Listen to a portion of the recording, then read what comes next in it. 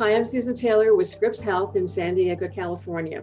There's lots of diets out there to help you lose weight. We're going to talk about the keto diet and the paleo diet. Joining us is Dr. Samantha Harris. She is an endocrinologist who specializes in weight management at Scripps Clinic in San Diego, California. Dr. Harris, thanks so much for being with us. Thank you for having me, Susan. So what is the keto diet? So the keto diet sort of varies in terms of definition, but it's essentially an eating plan low enough in carbohydrates that people start using fat for fuel and energy as opposed to carbohydrates. What is ketosis? So when people are eating low enough in carbohydrates, they can enter the state of ketosis, or even if they're not eating, they can enter the state of nutritional ketosis. And that is where the body really relies on the breakdown of fat and the byproducts of this, which is ketones, for energy as opposed to using carbohydrates for fuel. So how do you know that you've entered that state of ketosis? So there are a lot of ways to tell. There are mechanisms out there that can test your breath, that can check your blood, that can even check your urine. But most people are able to tell. A lot of times they might feel thirstier, they might be urinating more frequently, even lose a few pounds pretty quickly in the first few days.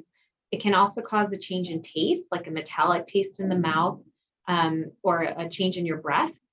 It can affect your stomach, sometimes causing a little bit of nausea, decrease in appetite, more energy, sometimes difficulty sleeping as well, especially in the beginning. Talk about intermittent fasting and its effect on ketosis. Yes, so intermittent fasting comes in a variety of different forms. The most common being time-restricted feeding, where most people will eat for an 8-hour period of time during the day and then fast for 16 hours until the next day and continue that cycle.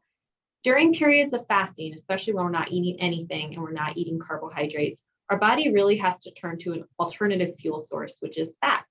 So it breaks down fat, which can lead to more ketones as a source of fuel and energy, since we're not really eating and don't have that immediate source of carbohydrates.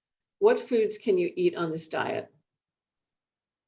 So that really can vary based on which keto plan somebody is following. But essentially, animal protein is very low in carbohydrates. Most fat sources are also low in carbohydrates. So things like beef, chicken, fish, eggs, sources of fat like certain oils, mayonnaise, some cheese, and then vegetables as well. Some plans permit other foods such as nuts and fruit, but it really depends on how strict of a low carb plan somebody is following. And what foods do you need to avoid on this diet? Yes, so anything that is really high in carbohydrates. So simple sugars, processed sugars, things like juice, starches, breads, potatoes, corn, rice, even fruits can be very high in carbohydrates and sugar depending on the fruit type. So a lot of people are limiting those as well. What kind of fruit would you limit on this diet? So usually the fruits that are high in sugar includes the tropical fruits. So things like pineapple, grapes, bananas, mangoes, papaya, and things that are lower in carbohydrates are usually berries such as blueberries, raspberries, and strawberries. How long do you stay on this diet? Well, the truth is, anytime somebody does a diet, it really should be an eating plan that is a permanent solution, because anytime someone does a temporary change in eating and eventually goes back to eating the way they were beforehand, they run the risk of regaining the weight that they had lost. So in general, I only recommend people follow any type of eating plan, whether it's keto, paleo, or otherwise, if they're really committed to it, pretty much forever. Who's a good candidate for this diet and who should avoid this diet? So a good candidate for a keto eating plan would be somebody who is very motivated, enjoys the food in the plan, and wants to do it forever, because really it's a long-term solution and not a short-term plan. The people I usually recommend not following it are people who cannot eat protein. For example, if they have advanced kidney problems, women who are pregnant or nursing really should not be in the state of ketosis. It potentially has some effects on the developing fetus or on the nursing child. Anyone with a history of eating disorders, binge eating disorder, anorexia, cutting out carbohydrates can worsen the cycle and make eating disorders worse in the long run. All right, so let's talk about the paleo diet, also affectionately known as the caveman diet. Yes, so This was a very popular diet a few years back, but a lot of people are following this eating plan. And essentially, it's sort of going back to the basics as we would imagine our ancestors years ago would have eaten. And this would really be whole foods, unprocessed foods, but avoiding things such as dairy and grains, especially. So it really focuses on protein, and especially lean protein, such as fish, chicken, eggs, vegetables, fruits, things like nuts, even root vegetables, and things like cassava. And what about meat?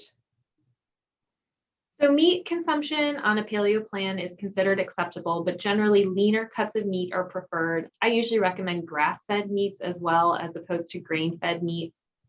But it sort of depends on your level of carbohydrates, because if you're eating foods that are higher in carbohydrates, like fruits, carrots, more starchy type vegetables, you really don't want to be eating very high fat foods as well, because the conjunction of high fat and high carbohydrate foods together can be problemsome.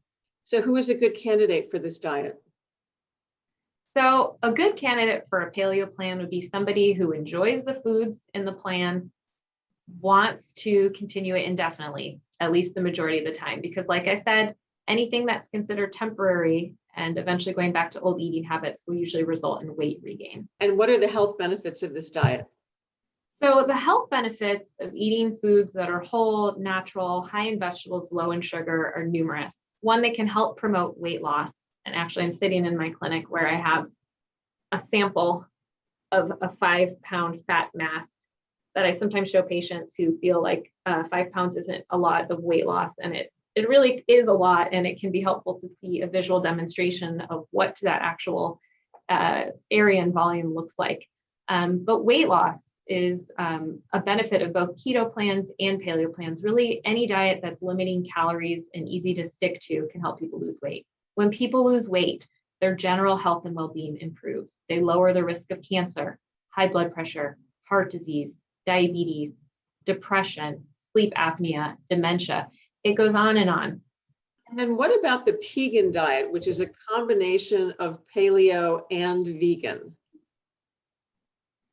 So I've heard of this plan. I haven't yet seen that many people following it. It seems to be essentially a paleo type plan with a focus on plant-based foods. So really, instead of doing as more lean meats with the vegetables and fruits, having 75% of daily food intake coming from fruits and vegetables, and only a small amount coming from meat. So more of a plant-based paleo, but still eliminating beans and starches, sugar, dairy foods, and grain products such as wheat or bread. And what's the benefit of this pegan diet? Essentially similar benefits to paleo or a keto type plan with weight loss, but there is evidence that focusing on more plant-based foods might also help in terms of cardiovascular risk. So there is a lot of debate out there, but I don't think anyone can argue that eating a lot of vegetables and whole foods and avoiding processed refined foods isn't good for your health. Any final thoughts, doctor? I would just say, and to remind people, that any type of eating plan really depends on your personal preferences, what you enjoy eating, what you think you could continue in the long run, because it shouldn't be a temporary fix. The data has shown that short-term diets usually fail in the long term because people will regress to their prior eating habits. So definitely think about something that's simple, that's safe, but most importantly, sustainable for you, that can be continued really indefinitely. Thanks so much, Dr. Harris. We really appreciate it. Want more information on these diets? Please click on the link or go to scripps.org/videos. Want more critical information about your health? Please subscribe to our Scripps Health YouTube channel and follow us on social media at Scripps Health. I'm Susan Taylor. Thanks for joining us.